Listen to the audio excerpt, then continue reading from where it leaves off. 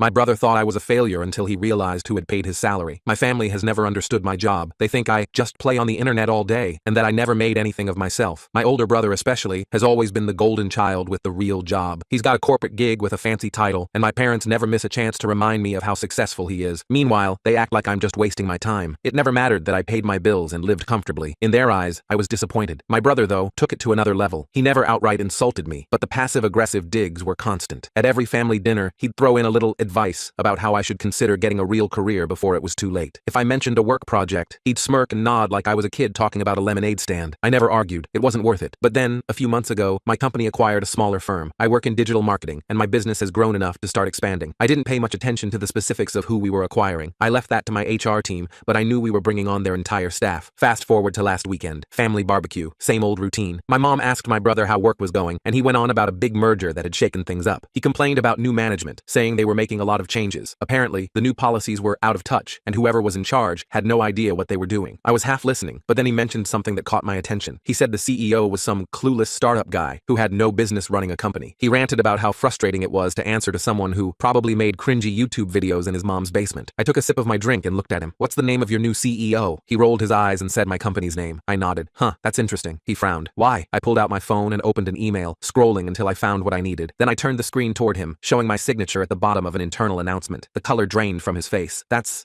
not real." I shrugged. "It's real. Your company is mine now." Silence. My mom gasped. My dad just stared. My brother looked like he'd swallowed a brick. I let the moment hang before I spoke again. "But hey, if you have any suggestions on how I should run things, I'd love to hear them." He didn't say another word for the rest of the night.